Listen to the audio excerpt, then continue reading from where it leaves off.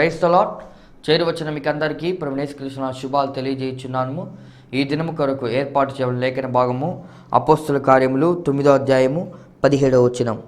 అననీయ వెళ్ళి ఆ ఇంట ప్రవేశించి అతని మీద చేతులుంచి, సౌలా, సహోదరుడా, నీ వచ్చిన మార్గములో నీకు కనబడిన ప్రభువైన యేసు నీవు దృష్టి పొంది పరిశుద్ధాత్మతో నింపబడినట్లు నన్ను పంపి ఉన్నాడని చెప్పెను. Praise the lord. దేవునికి స్తోత్రం. Hallelujah, hallelujah, hallelujah. Praise the lord. Shalom, maranatha. మన ప్రభువును ప్రియరక్షకుడైనటువంటి యేసుక్రీస్తు దివ్యమైన నామంలో శాంతి టీవీలో అనుదినము ప్రసారమవుతున్నటువంటి ఆత్మీయ కార్యక్రమమైనటువంటి ఆయన హెచ్చవలసి ఉన్నది, హీ మస్ట్ ఇంక్రీజ్ అనేటువంటి కార్యక్రమానికి మిమ్మల్ని అందరినీ ప్రేమపూర్వకంగా ఆహ్వానిస్తున్నాం. మీ అందరికీ ప్రత్యేకమైన వందనాలు తెలియజేస్తున్నాను. దేవుని స్తోత్రం. ఈ ఉదయకాలము మరొక పర్యాయము దేవుని వాక్యాన్ని చేతపట్టుకొని మీ ముందు నిలబడడానికి దేవుడు ఇచ్చిన మంచి అవకాశం కొరకే నేను దేవుని స్తుతిస్తున్నాను. ఈ దినమంతా మీకు ఆశీర్వాదకరంగా కావాలని, ఆశీర్వాదకరంగా మారాలని, మీరు చేయనదంతయు సఫలం కావాలని, మీకు చక్కని ఆత్మ నడిపింపు అనుగ్రహించబడాలని, ఈ దినం మీ ద్వారా కొన్ని ఆత్మలు, కొంతమంది వ్యక్తులు దేవుని రాజ్యంలో చేర్చబడాలని కోరుకుంటున్నాను. మన కాలం గడుస్తుంది, రోజులు గడుస్తున్నాయి. మనం నూతన మాసాలు, నూతనమైన సంవత్సరాల్లో ప్రవేశించబోతున్నాం. కోతకాలము గతించిపోయాను, గ్రీష్మకాలము గతించిపోయాను, అయినను మనము రక్షణ నొందకే ఉన్నాము అని ఇర్మియా గ్రంథంలో ఒక మాట కనిపిస్తుంది. రోజులు గడుస్తున్నాయి, దైవ కార్యాలు మన జీవితంలో కనిపించడం లేదు. మా పితరులు మాకు వివరించినటువంటి దేవుని కార్యాలు ఏమైనాయి అని గిద్యోను ప్రశ్నించిన సందర్భం మనం ఎరిగి ఉన్నాం. మన జీవితాల్లో దైవ కార్యాలు జరగాలంటే మనం దేవుని సన్నిధిలో గడపాలి, దేవుణ్ణి అడగాలి, తద్వారా దేవుని కార్యాలని మనం అనుభవించాలి. మానవ కార్యాలు మనం చూస్తున్నాం. మానవ కార్యాలని అణిచివేసి మానవ కార్యాల మీద ఆధిపత్యం చేసేటువంటి దైవ కార్యాలు మనకు కావాలి. మానవుని యొక్క కార్యాలు న్యాచురల్ కార్యాలు, దేవుని యొక్క కార్యాలు సూపర్ న్యాచురల్ కార్యాలు.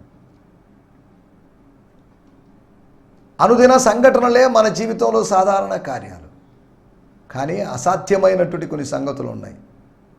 మనం ఊహించనటువంటి కొన్ని సంగతులు, మనకు ఆశ్చర్యాన్ని కలుగు చేసేటువంటి సంగతులు, ఇవన్నీ దైవికంగా జరుగుతాయి, దేవుని ద్వారా జరుగుతాయి, దేవుని సహాయం వల్ల జరుగుతాయి అనే సంగతిని మీకు గుర్తు చేస్తున్నాను.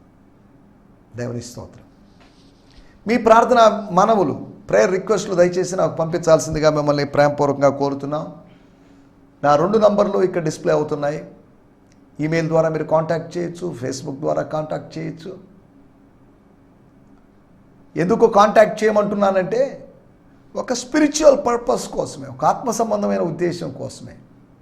మిమ్మల్ని ఒక స్పాన్సర్గా మార్చుకోవడానికి కాదు, కానీ ఒక స్పిరిచువల్ స్పాన్సర్గా మిమ్మల్ని చేసుకోవాలనేది నా యొక్క ఉద్దేశం.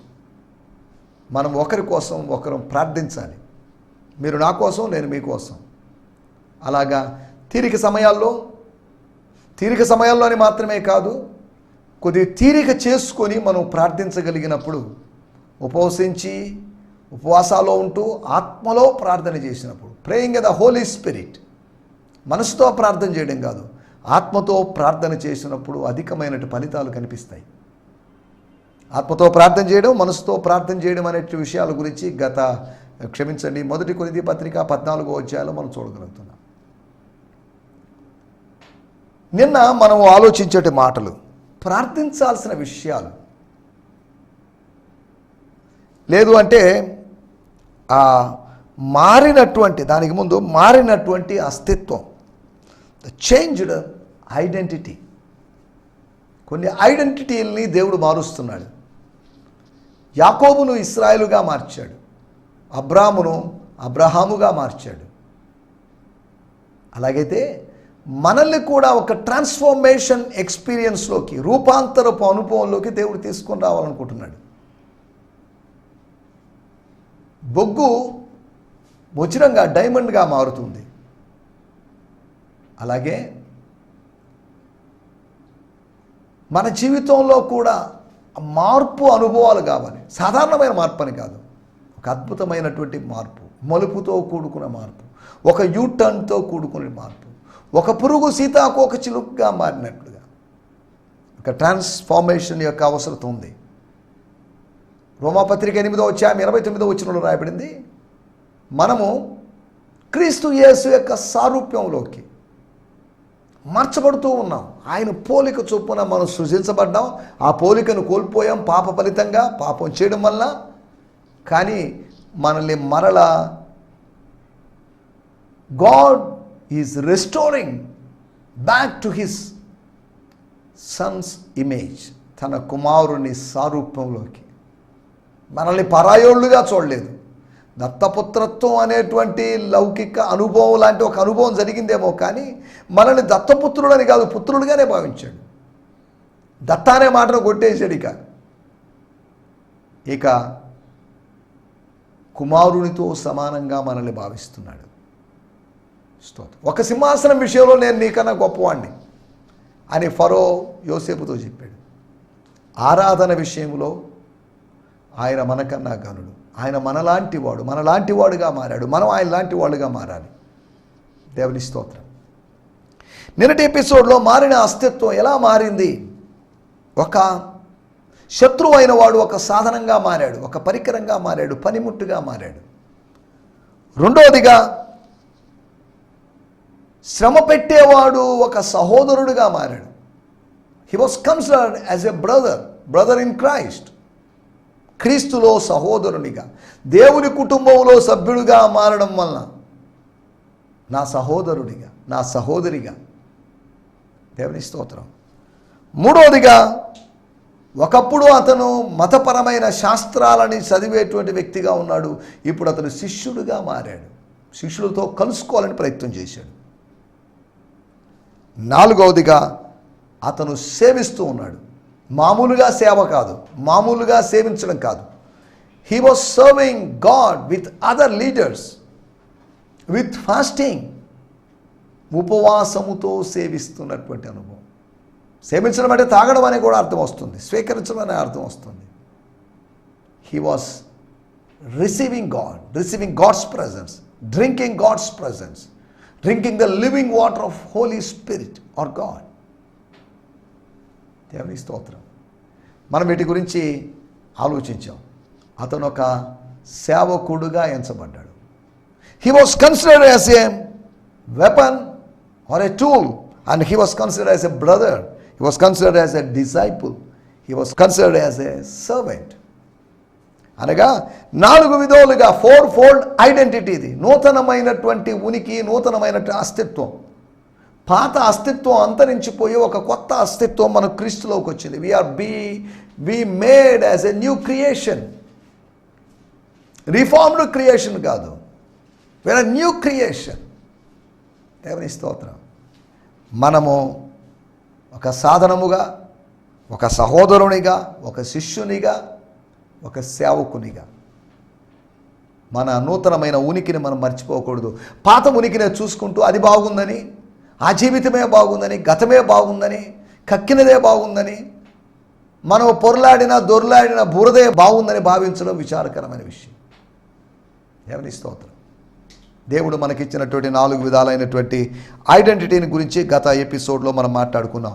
రండి మనం ఈ సమయంలో దేవుని వాక్యాన్ని ధ్యానించుకుందాం. మనం దేవుని వాక్యాన్ని ధ్యానించుకోబోతున్నాం. దేవుని వాక్యాన్ని కొద్దిగా వేరు కోణాల్లో కొద్దిగా లోతుగా ఆలోచించడానికి మనం ప్రయత్నం చేస్తున్నాం. ఒక మోస ధోరణిలో, ఒక ట్రెడిషనల్ ధోరణిలో, ఒక సాంప్రదాయక ధోరణిలో మాత్రం కాదు, ఎవరో ఏదో చెప్పారు అనే ధోరణిలో కాదు. మన వాక్యాన్ని భిన్నంగా ఆలోచించడానికి పరిశుద్ధాత్మ దేవుడు మనకు సాయం చేస్తాడు.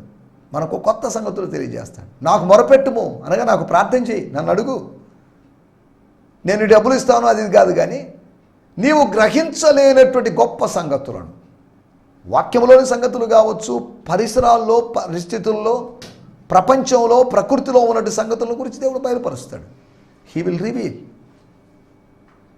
When you intercede, when you pray, God will reveal. దేవుడు బయలుపరుస్తాడు. ఇర్మియాకి దేవుడు ఎన్నో బయలుపరిచాడు. అయినప్పటికీ చెప్తున్నాడు, నేను ఇంకనూ బయలుపరచాలనుకుంటున్నాను. I want to reveal more. ఎక్కువ బయలుపరచాలనుకుంటున్నాడు. అతన్ని జ్ఞానిగా మార్చాలని కాదు, అతన్ని ప్రవక్తగా ప్రజలు గుర్తించాలి. He was sent from God. ఇతని మాటను మనం జవదాటకూడదు. దేవుని మాట ధర్మశాస్త్రంలో ఉందనుకున్నాం, కానీ ఆ మాట ఈయన నోట ఉందని ప్రజలు తెలుసుకోవాలి. ఇశ్రాయేల్లో ఒక ప్రవక్త ఉన్నాడని వాళ్ళు తెలుసుకున్నట్టు రానివ్వండి, అతన్ని రానివ్వండి, స్వస్థత కోసమే రానివ్వండి, నయమానుని సిరియా దేశం నుంచి రానివ్వండి, నో ప్రాబ్లం అని ప్రవక్త చెప్పినట్టు సందర్భాన్ని మనం ఎరిగి ఉన్నాం. దేవుని స్తోత్రం, హల్లెలూయా. ఈ సమయంలో చిన్న ప్రార్థన చేసుకొని కార్యక్రమంలో వాక్య ధ్యానంలోకి వెళ్తాం. పరిశుద్ధుడైన మా దేవా, మీకు వందనాలు. మాకు ఇచ్చిన మంచి దినము కొరకై మీకు వందనాలు. సకల పరిశుద్ధుల కొరకు, సార్వత్రిక సంఘము కొరకు, మా భారతదేశంలో సంఘాల కొరకు, సంఘాల్లో ఉద్యోగం కొరకు, సంఘాల మధ్యలో ఐక్యత కొరకు ప్రార్థన చేస్తున్నాం. మీరు ఆకడ కొరకు మీరు మమ్మల్ని సిద్ధపరచండి. ఈ దినాల్లో వాక్యము విరివిగా వస్తుంది, అదే సమయంలో దుర్బోధలు వస్తున్నాయి. కుడి ఎడమ ఎరుగనటువంటి నీ ప్రజలు ప్రభువా వివేచించి, లేఖనములు పరిశోధించి, దుర్బోధలను ఖండిస్తూ, పరిశుద్ధులకు ఒక్కసారి అప్పగించబడిన బోధ నిమిత్తం పోరాడేటువంటి ఆ పరిచర్య అనుభవంలోకి మీ ప్రజలు రాగలడు సాయించండి. జ్ఞానము లేక నశించిపోతున్నా, జ్ఞానము లేక చెరపట్టబడుతున్న నీ ప్రజల కోసం మేము ప్రార్థిస్తున్నాం. దేవా, మీకు వందనాలు చెల్లిస్తున్నాం. ఈ ఉదయకాలం మీరు మాతో మాట్లాడండి. మీ మెల్లని చల్లని స్వరం విని ఆత్మీయంగా దీవించబడగలడు సాయించండి. యూట్యూబ్ ద్వారా, టీవీ ద్వారా ఈ కార్యక్రమాన్ని వీక్షిస్తున్న, ఈ సందేశాన్ని వింటున్న వారందరి కొరకే మీకు వందనం చేస్తూ, ఆంధ్రప్రదేశ్లోను, తమిళనాడులోను, తెలంగాణలోను, కర్ణాటకలోను, ఆయా ప్రదేశాల్లో ఉన్నటువంటి మీ ప్రజలందరినీ బట్టి మీకు వందనం చేస్తూ, ఈ మాటలు కేవలం వినడం మాత్రమే కాకుండా విని దాని ప్రకారం అనుసరించేవారుగా, ప్రవర్తించేవారుగా, దాన్ని అన్వయించుకునేవారుగా వారు ఉండగలడు సాయం చేయమని అడుగుకుంటాం. శాంతి టీవీ కొరకు, శాంతి టీవీ బృందం కొరకే మీకు వందనం చేస్తూ, గిడియోన్ మిషన్ చర్చ్ నెల్లూరు కొరకే ప్రార్థన చేస్తూ, మా ముందున్న సమయాన్ని మీరు మాకు ఆశీర్వాదకరంగా మార్చమని యేసు నామములోనే ప్రార్థించగలుగుతున్నాం పరమ తండ్రి. ఆమేన్, ఆమేన్, ఆమేన్. దేవుని స్తోత్రం. మరొక పర్యాయము మీ అందరికీ ప్రత్యేకమైన వందనాలు. కృపయు సమాధానము మీకు విస్తరించునుగాక. స్తోత్రం, హల్లెలూయా.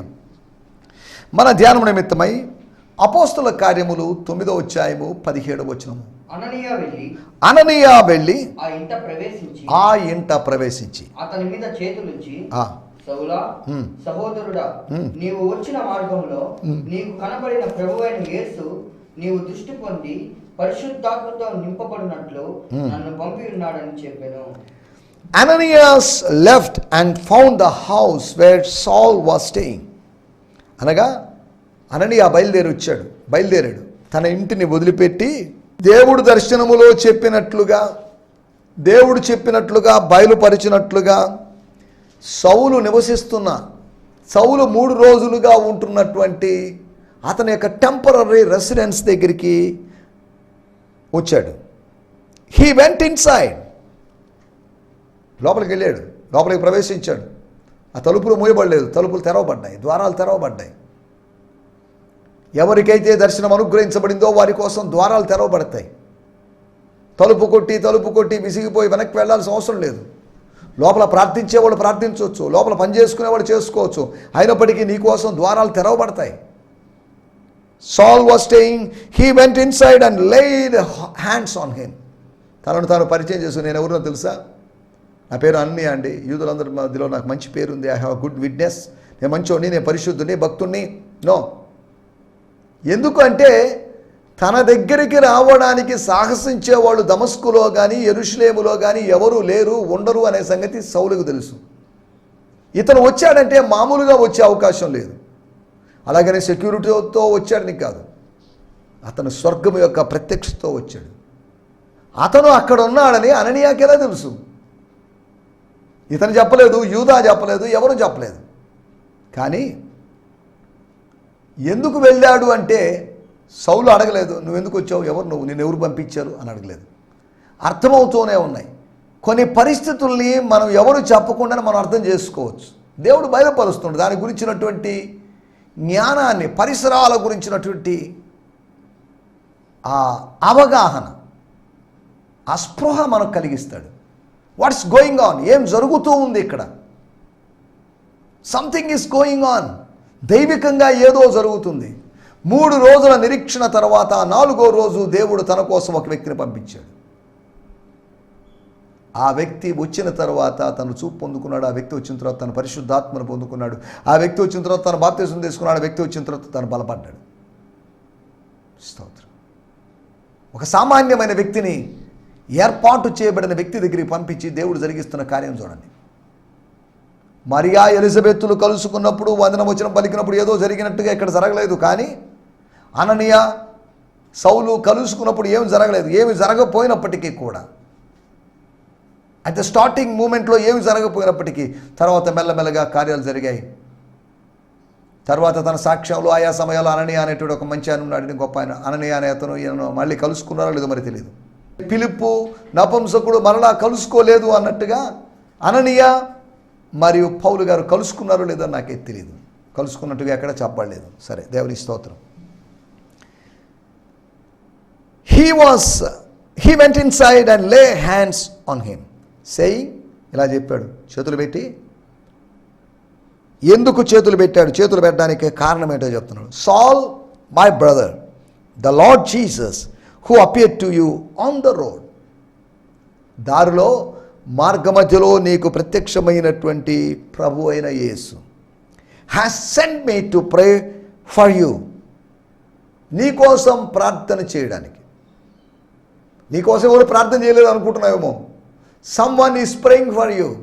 God sent someone to pray for you. దేవుని స్తోత్రం. మార్గ మధ్యలో కనబడిన యేసు, నాకు దర్శనంలో కనిపించిన యేసు నాకు చెప్పాడు, he sent me to pray for you. చేతులుంచి ప్రార్థన చేయడం. నువ్వు చూసిన దర్శనం ఇదే కదా. ఈ దర్శనం యొక్క నెరవేర్పు 3 రోజుల క్రితం వచ్చిన దర్శనం యొక్క నెరవేర్పు 4వ రోజు జరుగుతుంది. కొన్ని దినాలు ప్రార్థన తర్వాత నీ దర్శనాల యొక్క నెరవేర్పు జరుగుతుంది. 3 రోజులు హైబర్నేషన్లో ఉన్నట్లుగా, ఒక దాగి ఉన్నటువంటి చోటు ఉన్నట్లుగా, లేకపోతే ఎవరికి కనబడకుండా మరుగై ఉన్నటువంటి అనుభవంలో ఉన్నావు. 4వ రోజు, that's your day, the day of prayer, the day of anointing, the day of strengthening. దేవుని స్తోత్రం, హల్లెలూయా. 3 రోజులు మరిచిపోవడం సులభమేమో, కానీ 4వ రోజును మరిచిపోలేడు. 3 రోజులు జరిగిన దానికన్నా 3 రోజుల యొక్క నిరీక్షణ ఫలితంగా 3 రోజులు జరిగిన దాని యొక్క ఫలితంగా 4వ రోజు ఒక్కరోజే కొన్ని 4 సంగతులు జరిగాయి. దేవుని స్తోత్రం, హల్లెలూయా. అక్కడ రాయబడిన మాటలు నేను చదువుతున్నాను.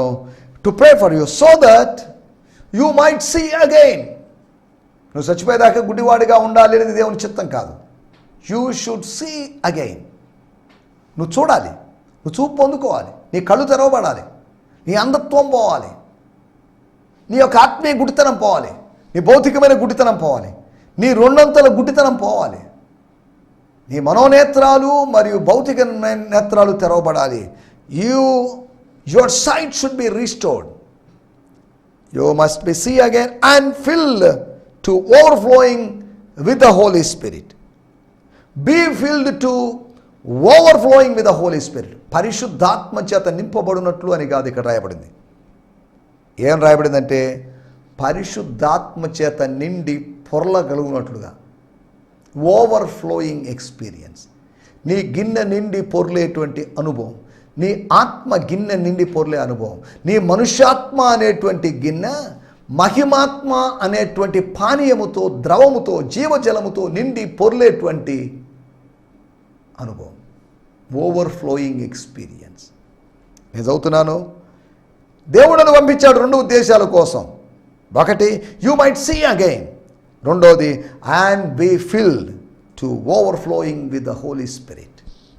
ఏదో కాస్త నింపబడ్డం కాదు, అంచుల మట్టుకు నింపబడ్డం కాదు, ఏదో సగం నింపబడ్డం కాదు, అంచుల మట్టుకు నింపబడి కిందకి వచ్చి పొర్లి పారిపోయేటువంటి లేకపోతే ప్రవహించేటువంటి ఒక అనుభవం. దేవుని స్తోత్రం. Exceedingly fill experience, fullness. దేవుని స్తోత్రం, హల్లెలూయా. నేను చదువుతున్నాను ఫాదర్స్ లైఫ్ న్యూ టెస్టిమెంట్ వచ్చి అపోస్తుల కార్యములు 9వ అధ్యాయము. స్తోత్రం. వాడుక భాషలో కూడా మనం చదవడానికి సిద్ధంగా ఉందాం. అపోస్తుల కార్యములు 9వ అధ్యాయము 17వ వచనం. స్తోత్రం. Thank you Jesus. So Ananias went and entered in to the house. ఆ ఇంటి వారి అనుమతి లేకుండా వెళ్ళిపోయాడు. అనుమతులు అవసరం లేదు. స్వర్గము అనుమతించినప్పుడు స్వర్గం ఆజ్ఞాపించినప్పుడు మనుషుల యొక్క అనుమతులతో అవసరం లేదు. And laying his hands on him and said, Brother Saul, the Lord who appeared to you on the road by which you came, he has sent me so that you may recover your sight and be filled with the Holy Spirit. పరిశుద్ధాత్మ చేతను నింపబడాలి. That's important need. పరిశుద్ధాత్మ చేత వినున్నావు నువ్వు, కానీ నింపబడలేదు. నింపబడడం కోసమే దేవుడు నన్ను పంపాడు. కొంతమంది నింపబడడం కోసం దేవుడు మనల్ని పంపుతున్నాడు. ప్రజలు నింపబడాలంటే మనం పంపబడాలి. స్తోత్రం. అనగా మన ద్వారా వాక్యము బయలుపరచబడి వాక్యము చేత వాళ్ళు నింపబడాలి. దేవుని స్తోత్రం. హల్లెలూయా. వాడుక భాషలో చదువుకుందాం.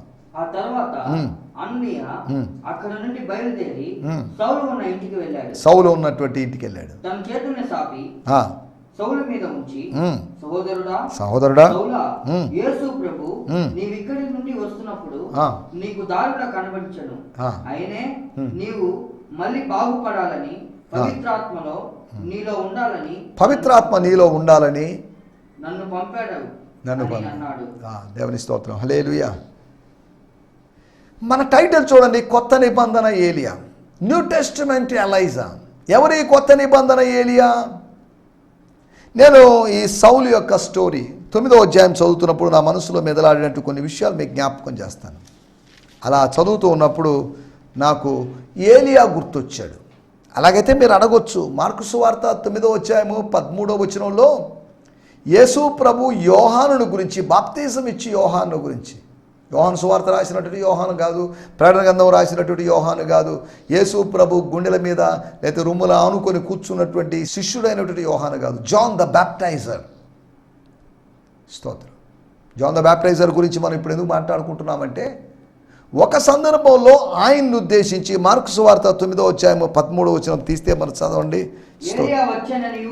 ఏలియా వచ్చెననియు అతని గూర్చి వ్రాయబడిన ప్రకారం వారు తమకిష్టము వచ్చినట్టు అతని ఎడల చేసిరనియు. వారు తమకిష్టం వచ్చినట్లు అతని ఎడల చేశారు. అతని నాన్న ఇబ్బంది పెట్టేశారు. నీతో చెప్పుచున్నానని వాడుతా నేను. దేవుని స్తోత్రం. యోహాను ఉద్దేశించి అన్నాడు. దాని ముందు రాయబడింది, వాళ్ళందరూ ఏలియా వస్తాడని శాస్త్రులు అంటున్నారే, వాళ్ళు అప్పుడప్పుడు ప్రస్తావిస్తున్నారే, అదేంటిది, ఏలియా ఇంకా రాలేదా, రాడా అని శిష్యులు అడిగారు. దేవుని స్తోత్రం. లూకా సువార్త 1వ అధ్యాయంలో ఏలియా యొక్క ఆత్మ శక్తి కలిగిన వాడే యోహాను వచ్చాడని రాయబడింది. ఏలియా మళ్ళీ రాలేదండి. కానీ యేసు ప్రభు ఏలియా వచ్చాడని చెప్తున్నారు. అక్షార్థంగా వచ్చాడని చెప్పడం లేదు. ఏలియా ఒకసారి వచ్చాడు, అయిపోయింది. మాటిమాటికి ఏలియా రాడు, లేకపోతే మాటిమాటికి అనుకో ఇతర భక్తులు రారు. స్తోత్రం. హల్లెలూయా. మనం అర్థం చేసుకోవాల్సిన విషయం ఏంటంటే, ఇక్కడ కొత్త నిబంధన ఏలియాగా మనం అతన్ని గుర్తించవచ్చు. యోహాను యొక్క ప్రస్తావన మళ్ళీ తర్వాత కనిపించదు. ఒకవేళ సువార్తల్లో యోహాను ప్రస్తావన కనిపించింది, తర్వాత అపోస్తుల కార్యంలో ఎక్కడ యోహాను ప్రస్తావన లేదు. మొట్టమొదటి విషయాన్ని 4 విషయాలు మీకు జ్ఞాపకం చేస్తే, అవును కరెక్టే కదా, ఇతనికి యోహానికి ఏలియాకి కొన్ని పోలికలు ఉన్నాయని మనకు అర్థం చేసుకోవచ్చు. మొట్టమొదటి మాట 9వ అధ్యాయము 11వ వచనం. అతడు ప్రభువా ఇదిగో నేనున్నానని. అందుకు ప్రభువు నీవు లేచి తిన్ననిది అనబడినటువంటి చాలండి, యూదా అనువాని ఇంట ఒక ఇల్లు. దీన్ని నేను కేరీతు వాగు అని అనుకున్నాను. ఎందుకన్నానంటే, ఏలియా కేరీతు వాగు దగ్గర ఉన్నట్లుగా సౌలు యూదా అనువాని ఇంట్లో ఉన్నాడు, కొంతకాలం ఉన్నాడు. స్తోత్రం. మనం ఇంకా కొద్ది జాగ్రత్తగా ఆలోచిస్తే, అక్కడ కొంతకాలం పరిచర్య కోసం వెయిటింగ్ చేస్తూ ఉన్నాడు. భవిష్యత్తు పరిచర్య కోసం కేరీతు వాగు దగ్గర ఏలియా ఉన్నట్లుగా, కాచుకొని ఉన్నట్లుగా, దేవుని యొక్క ప్రొవిజన్ అనుభవిస్తూ 2 పూట్ల ఆహారాన్ని తింటూ గడిపినట్లుగా, కాకోలము తీసుకొచ్చిన ఆహారం తింటూ ఆ పారేటువంటి కేరీతు వాగు నీటిని తాగుతూ అక్కడ గడిపాడు. అక్కడే మినిస్ట్రీ ఏం చేయలేదు ఆయన. స్టార్టింగ్లో మినిస్ట్రీ పెద్దగా ఉండకపోవచ్చు, క్రమంగా మినిస్ట్రీ ఎక్కువ అవుతుంది. దేవుడు ఆశీర్వదిస్తాడు, విస్తరింపజేస్తాడు. రెండో విషయాన్ని నేను మీకు కేరీతు వాగు దగ్గర ఉన్నట్టు ఏలియాను మనం ఈ వాక్యం ద్వారా గుర్తు చేసుకోగలం. రెండవది 9వ అధ్యాయం 26వ వచనం. స్తోత్రం. స్తోత్రం. అతడు ఆ. యెరూషలేమునకు వచ్చి అతడు యెరూషలేమునకు వచ్చి శిష్యులతో కలుసుకొనుటకు ఆ. యత్నము చేసిన చాలండి అతను యెరూషలేముకు వచ్చాడు. దమస్కులో కొన్ని రోజులు ఉన్నాడు, తర్వాత యెరూషలేముకు వచ్చాడు. కేరితు వాగు దగ్గర నుంచి విధవరాల దగ్గరకు వచ్చినట్లుగా ఈయన వచ్చాడు. యెరూషలేము విధవరాల అంటే విలాప వాక్యంలో అదే రాయబడింది, యెషయా గ్రంథంలో రాయబడింది. యెషయా గ్రంథము విలాప వాక్యాలు చదివితే నగరముల గురించి విధవరాలైంది యెరూషలేము అని, యెరూషలేము వేశ్య అయిందనే విషయాలు మనం చూడగలం. రెండో విషయాన్ని మనం ఆలోచిస్తున్నాం, విధవరాలి యొద్ద ఉన్నట్లుగా పౌలు అక్కడ ఉన్నట్టుగా చూడగలం. మూడవదిగా అపోస్తల కార్యములు 17వ అధ్యాయము 22వ వచనంలో మనం గమనిస్తే పౌలు అరేబియాకు మధ్య అరయోపయోగం నిలిచిన రాయబడింది. నేను ఎక్కువ సమయం లేదు కాబట్టి నేను అక్కడ ముగించేస్తాను. రోమీయుల యుద్ధ దేవుడైనటువంటి వార్ గాడ్ అయినటువంటి మార్స్ యొక్క విగ్రహములు ఉన్నటువంటి హిల్, ఒక కొండ మీద, ఏథెన్స్లోని కొండ మీద, దాన్నే మార్స్ హిల్ అన్నారు బైబిల్ పండితులు. ఒక కొండ మీద ఏ విధంగా ఏలియా కర్మేలు పర్వతం మీద ఉన్నాడో పౌలు ఈ మార్స్ హిల్ మీద ఉన్నాడు. మార్స్ హిల్ మీద దేవుని యొక్క సందేశాన్ని అందించాడు. ఒక శక్తివంతమైనటువంటి సందేశాన్ని ఆయన అందించడాన్ని మనం చూడగలం. కొత్త నిబంధన ఏలియాగా మనం చూస్తున్నాం ఆయన్ని. మూడవదిగా కర్మేలు పర్వతం మీద ఉన్నట్లుగా మార్స్ హిల్ మీద ఉన్నాడు. అపోస్తుల కార్యము 28వ అధ్యాయము 31వ వచనం, అనగా అపోస్తుల కార్యం అంతట్లో చివరి అధ్యాయంలో చివరి వచనం మనం గమనించినట్లయితే ఏ ఆటంకము లేకుండా దేవుని రాజ్యమును గూర్చి ప్రకటించుచు ప్రభువైన యేసును గూర్చిన సంగతులు బోధించుచు ఉండెను. దేవుని స్తోత్రం, హల్లెలూయా. లాస్ట్ వాక్యం అపోస్తుల కార్యంలో మనం చదువుకున్నాం. 2 సంవత్సరాలు పైన వచనాలు రాయబడి తన అద్దెంట్లో ఉన్నాడు, రెంటెడ్ హౌస్లో, ఓన్ హౌస్ లేదు. అనగా సేవలోకి వచ్చి ఇంచుమించు 20-25 సంవత్సరాలు సేవ చేసినప్పటికీ ఏం సంపాదించుకోలేదు ఆయన. తర్వాత రోమ్లో ఉన్నాడు, రోమ్లో ఉండి శిరచ్ఛేదం జరిగింది. ఇంచుమించు 66వ సంవత్సరంలో జరిగి ఉండొచ్చు. 68వ సంవత్సరంలో AD 68 అనగా క్రీస్తు శకం 68లో ఆయన చంపబడినట్లుగా మనం చూస్తున్నాం. ఎందుకు చెప్తున్నానంటే ఏలియా కొనిపోబడినట్లుగా ఆయన కొనిపోబడినటువంటి అనుభవాన్ని మనం ఇక్కడ చూస్తాం. అనగా అగ్ని రథాలు వచ్చాయని నేను అనలేదు, అతను వేరొక స్థలానికి తీసుకుని పోబడ్డాడు. అనగా సౌలు జీవితాన్ని మనం అర్థం చేసుకుంటున్నప్పుడు ఏలియా వలె కేరీతు దగ్గర ఉండడం, యూదా అనేటువంటి వాని ఇంటి దగ్గర ఉండడం, విధవరాల దగ్గర ఉండడం, యెరూషలేములో ఉండడం, అంతేకాకుండా కర్మేలు పర్వతం మీద ఏలియా ఉన్నట్లుగా ఈయన మార్స్ హిల్ మీద ఉండడం, అతడు కొనిపోబడినట్లుగా అతడు రోమ్ దగ్గరకో లేకపోతే మరో ప్రాంతానికో లేకపోతే మరణం ద్వారా ఈ దేహ విమోచన పొంది వేరొక ప్రాంతానికి వెళుతున్న అనుభవాలు అతనిలో చూడగలం. కాబట్టి మనం కూడా పాత నిబంధన వ్యక్తుల్ని గుర్తు చేసేటువంటి జీవితాలని కలిగి మనం ముందుకు సాగడానికి ప్రభు మనకు సహాయం చేయరుగాక. ఆమేన్, హల్లెలూయా, హల్లెలూయా. ఈ సందేశము మీకు ఆశీర్వాదకరంగా ఉందని నమ్ముచున్నాము. ప్రార్థన అవసరతల కొరకు మమ్మల్ని సంప్రదించవలసిన మా చిరునామా గిద్యోన్ మిషన్ చర్చ్, 6వ వీధి, శాంతినగర్, నెల్లూరు 4, ఆంధ్రప్రదేశ్. పిన్ 524004. మా ఫోన్ నంబర్లు 7036443613 మరి ఒక నంబర్ 9392293010. మా ఈమెయిల్ ID gfihmi2015@gmail.com. దేవుడు మిమ్మును ఆశీర్వదించునుగాక. ఆమేన్.